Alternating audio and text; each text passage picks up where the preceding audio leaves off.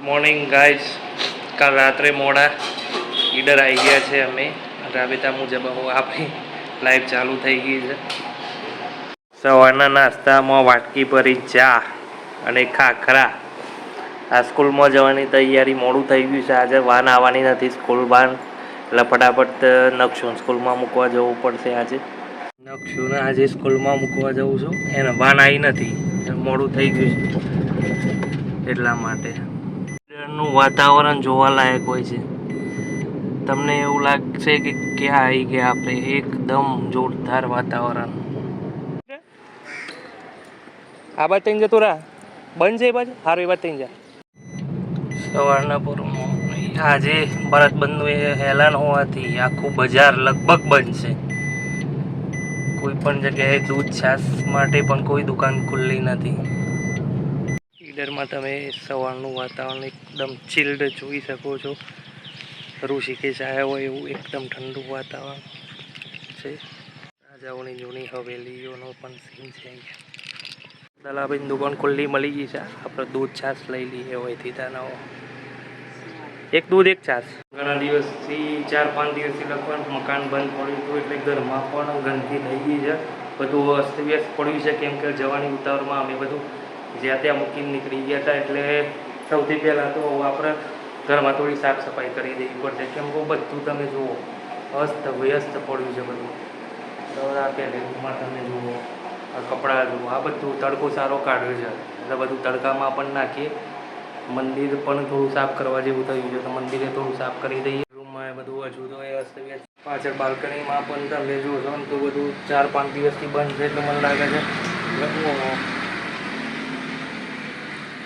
છોડવા પણ સુકાઈ ગયા છે. છોડવા આપણે સાફ કરવા બધું પાણી રેડી મસ્ત સાફ કરી દઈએ. અને આ બધું કેવી ગંદકી છે, આટલા દિવસથી બંધ પડ્યું, બધું સાફ કરી દઈએ આપણે. ચલો, હવે આપણી ગાડી થોડી બીમાર પડી છે, એટલે એને દવાખાને એના લઈ જવી પડશે. મતલબ કે એને મેં ગેરેજમાં લઈ જવી છે. જોઈએ ગેરેજવાળા શું કહે છે. મને લાગે છે 2-3 દિવસ દાખલ રાખવી પડશે એવી વાત છે ગાડીના. હવે જેમ બને એમ આપણે જલ્દી ગેરેજ પહોંચીએ, ગાડી બતાવી દઈએ. હાઈવે તો પહોંચી ગયા છે. ગેરેજમાં મૂકી દીધી છે, હેડનું કામ કરાવવું પડે એવું કીધું, એટલે લગભગ આપણને 2-3 દિવસ પછી ગાડી મળશે. આપણે ગાડી મૂકી દીધી છે અને આપણે શાંતિથી ચાલતા ચાલતા જઈએ ઘર બાજુ. નક્ષુને સ્કૂલમાંથી લઈને ઘરે જઈએ છીએ આપણે સ્કૂટી ઉપર. એ મજા જનાના છે, મજા મજા. અરે ના પડે યાર, ભારત બંધ. ગાઈસ, હવે આપણે મેગી બનાવી દઈએ. નક્ષુને બહુ ભૂખ લાગી છે, ફટાફટ મેગી તૈયાર કરી દઈએ. ત્યારે આપણે मैगी मैगी मैगी नक्शा 2 मिनट में तैयार कर देता हूँ। मैगी स्पाइसी बनावी છે નક્ષુ? તો यम्मी बनाओ, यम्मी मैगी, यम्मी मैगी।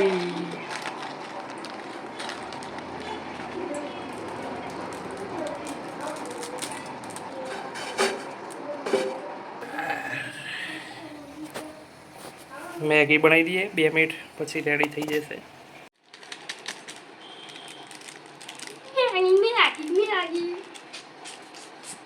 પાણી વાળી બનાવું? 4 ગ્લાસ પાણીમાં પછી પાણી ખાવાનું છે કે મેગી? કાંઈ મેગી તૈયાર થાય છે, આપણે ગેસ ફૂલ કરી દીધો છે, થોડી વારમાં મેગી તૈયાર।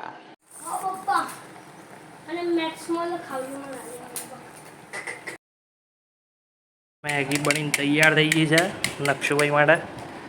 नक्षु खाजे केवी बनी है? पप्पाए केवी बनाई? तो गरम है? केवी बनी है नक्षु? यम्मी।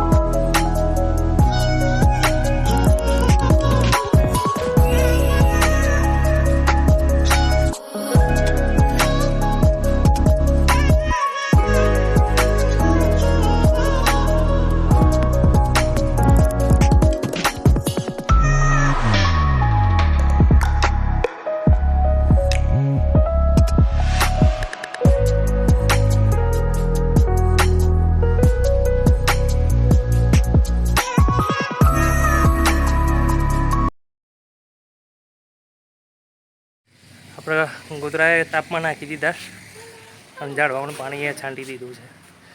અને ગરમી હીટરમાં તમે જોઈ શકો છો સખત ગરમી છે.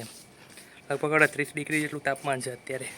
હવે એસી ચાલુ કરી અને એસીમાં આરામ કરવો પડશે. હવે અત્યારે જમવામાં દાળબાટીનો પ્રોગ્રામ છે. મારી વાઈફ હવે નોકરીથી આવીને દાળબાટી બનાવશે, પછી દાળબાટી ખાઈ ત્યાં સુધી બાય બાય. મળીએ કાલે નવા બ્લોગમાં. ગુડ નાઇટ ત્યાં સુધી.